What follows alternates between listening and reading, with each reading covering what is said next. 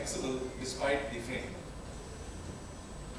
And you can see the putty is put into the holes, and then you have various kinds of pegs to do it. And then you use fish oil inside and outside to cover it and make it waterproof and so on. I was assured by Babu that the smell will go away. You can imagine now it's sardine oil. And yes, it does go away from the deck, but in the hold, I'm afraid there is always a hint of this fish oil that is there. You really need to get used to it. And you can see that how the hull begins to take shape. The outside of the hull, as you can see, has this ribbed effect.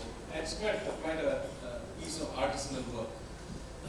With that, almost exactly a year ago, the hull took shape, and we decided on Mahashivratri last year, was 26th of February 2025.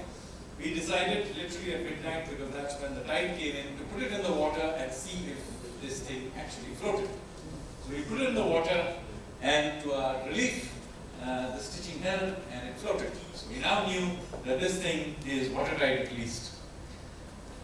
So we now began to outfit the ship. We had to put up the masts, the deck, the rigging, the sails. We decided that we will also use ancient anchors, and here we did something slightly historical.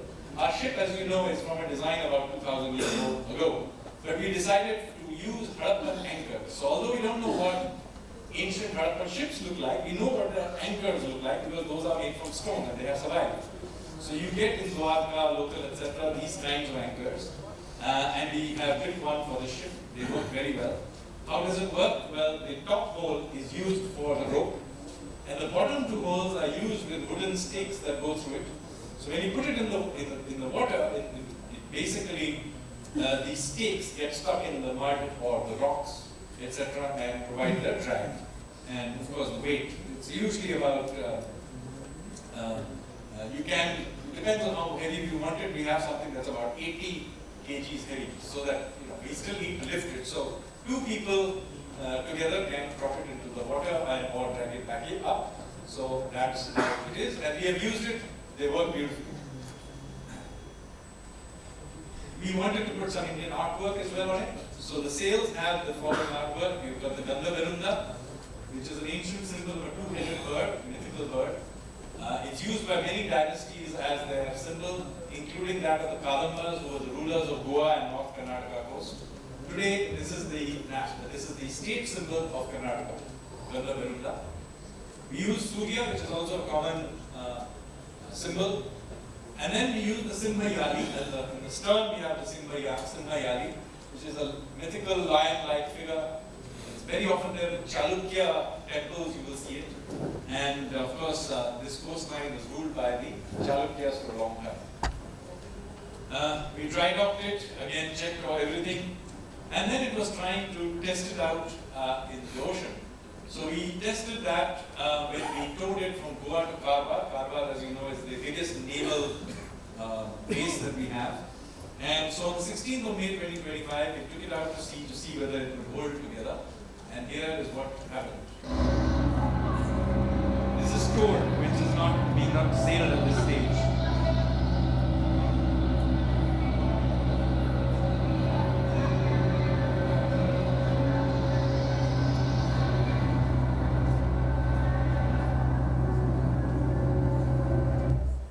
So although the conditions were very, hardly rough, but still, taking it out to sea for the first time and then towing it to Karwar for a few hours told us that the structural integrity of it at least held together. So on the 21st of May, so a few days later, INSV Kondinya, this is the name we gave the stitch ship, was formally inducted into the Indian Navy in the presence of senior Navy officials as well as the Minister of Culture. The name INSV Kondinya is of some significance. Kondinya, by the way, is the name of the earliest Indian mariner of whom we know by name. Now, we don't have an exact date on it, but some 2,000 odd years ago, which is roughly the time of the ship, an Indian mariner called Kondinya and his crew sailed out to somewhere near the Mekong Delta, what is now Cambodia and southern Vietnam. And there he was sailing along when he was attacked by a local tribe, maybe they were pirates or whatever it is, and he was completely surrounded. But nevertheless, he was a brave man, and he rallied his troops and they fought off the pirates. But they were surrounded and things looked pretty rough.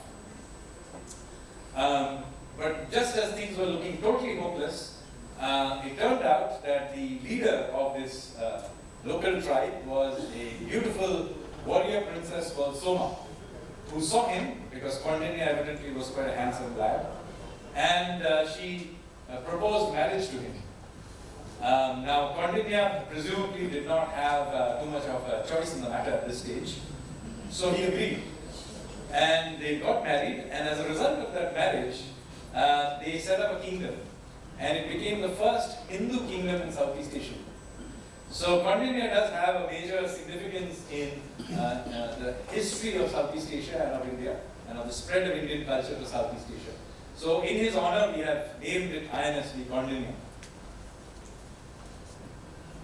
Then, of course, since it was May, and there was going to be 3 months of monsoons, and that coast has very rough monsoons, we decided to put it away in storage for a little while in the submarine pen, where it was more covered. And so there it was for about 3 months, till we pulled it out in September, and we began to do trials and testing. So we had, by this point, the Navy had provided me with a crew, and you can see us, this is in Harvard, first doing training. I'm there myself in the light, you can see in the light blue t-shirt, training with the crew. So, every long weekend I was there with the crew training myself. And slowly we began to learn how to sail the ship. As I said, you can be an Olympic medal winner in sailing, but that doesn't mean you know how to sail this ship.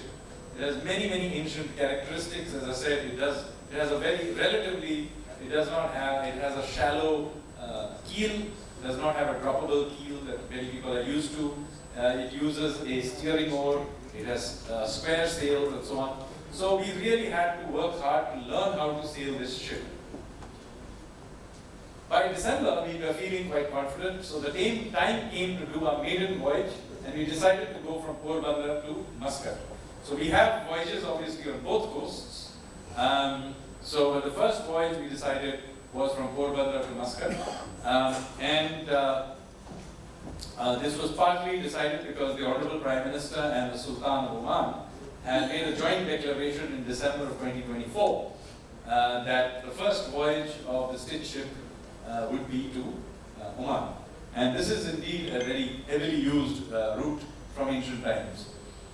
29th of December 2025, we do a flag off. As you can see, the crew at the back, me sitting in front, only member of the crew who was sitting in the front row. We are the senior members of the Navy, and of course the ambassador from Oman. And this is the route. We go from Porbandar to Oman, to Muscat, and then sail it back.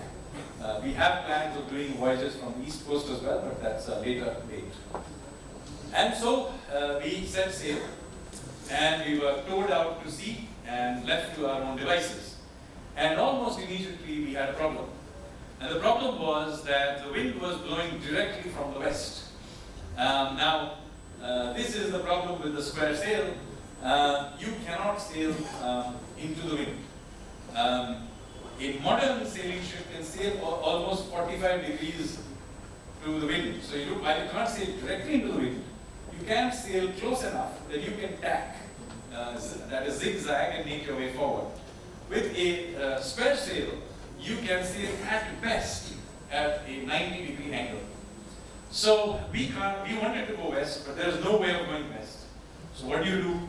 And you can't hang around there because you're slowly being blown back into Porbandar. So we decided that the best we could do was to sail it north, right angle to the wind. And in any case, Muscat is a little bit north of Porbandar, so we did need to go somewhat north. So we decided to sail north. So we sailed north on 29th night, 30th day, 30th night. By this point, we had crossed the